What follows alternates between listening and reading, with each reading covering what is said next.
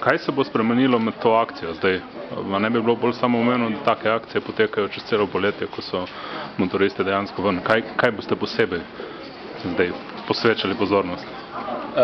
V tem času, v času akcije, bomo posebej posvečali pozornost na hitrost motoristov, izsiljevanja prednosti, na, bom rekel, nepravilno strani smer vožnje, nepravilna prehitevanja in pa tehnično izpravnost motornih vozil.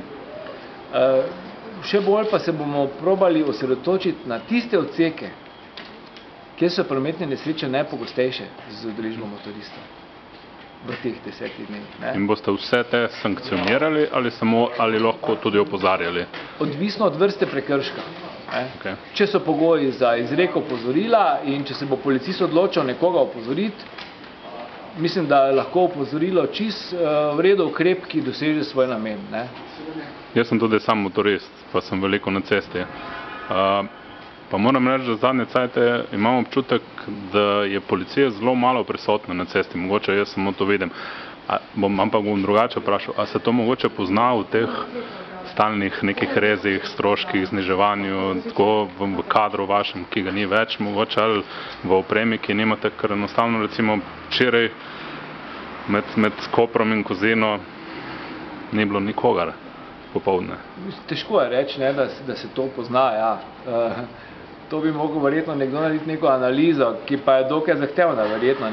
Mi pa svoje naloge, ne glede na to, koliko nas je, opravljamo čim bolj korektno in strokovno. To pomeni, recimo v tem času posteljnega nadzora, bo pač večji poudarek na teh odsekih in na to vrsto udeležencev. Drugače pa, ko pa pač nadzor mine, pa pri policisti pri rednem delu.